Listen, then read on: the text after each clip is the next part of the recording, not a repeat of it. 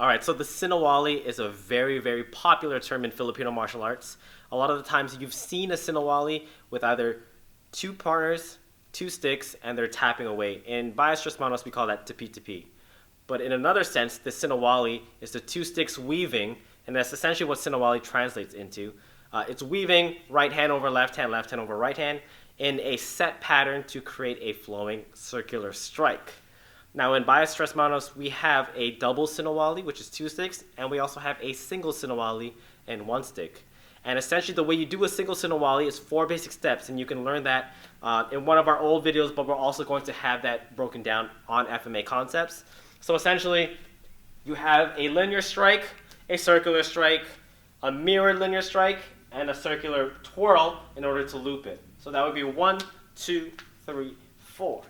And in the progression of training, so you would technically have this at about beginner, almost intermediate in our grading system at Union Martial Arts. And so you should be able to loop your strikes together, 2 different kinds, linear and circular, in a set pattern without having to stop. So now you're focusing on learning the attributes of flowing your strike and creating momentum to follow through and continue. And so when you get the single Sinawali, essentially what happens is you're stuck in that 4 count. You have your 1, 2, 3, and 4. And that's all you can really do. You don't know why you're doing it. You don't know essentially how to break it. And at this point, the most you could probably do is move around while doing it. So you'd be stepping left, you'd be stepping right, you'd be going forward, backwards, but you don't really understand why. And that can be the same case in double stick when you first learn the Sinawali. And then once you progress and you start to gain more fundamentals, when you start to understand the flow of combat a little better, then you're going to start to move and do your single Sinawali at your own discretion. Now I have other techniques like a trapilon, an abanico. I can start cutting up my lines a little more unorthodoxly based off of my personality. And I'm going to touch base on that point a little later on. But now what I'm doing is I'm still moving without really applying, but my single Sinawali is now something else. And really I'm just doing what comes to mind. It could be because there is a target that I'm focusing on, or it could be simply, I like the way it flows. I think it's cool. It's a great way that I feel I'm building my attributes in twirling and my control over my stick, but I really have no idea why I'm doing it, or for the matter of fact is I don't know what I'm doing. I'm just kind of throwing strikes that come off the top of my head. And somehow, some way I get to the point where I can do that strike that I was thinking of when I have that specific topic. And that's good. It's a way to break your single Sinawali. It's a way to evolve it. But you still don't know why you're doing it. And so the final evolution stage is being conscious of what you're creating. And by being conscious, it could be because you understand your strength versus your opponent's weakness, or it could be a conscious reaction to what's in front of you, depending on the angle that you're being attacked at, depending on the angle that you're engaging them in.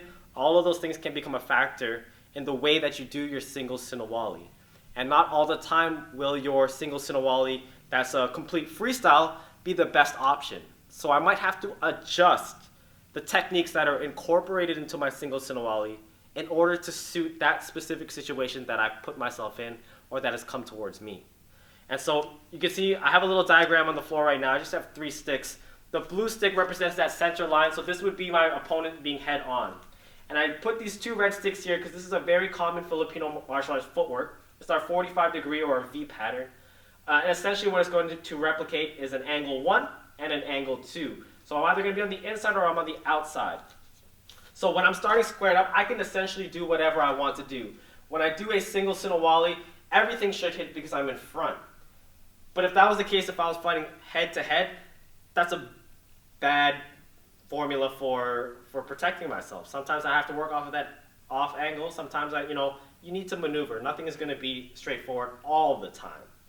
And so when I start doing my single Sinawali, and although it may start as I don't really know what's happening, it's going to adjust based off of the angle that I want to attack it at.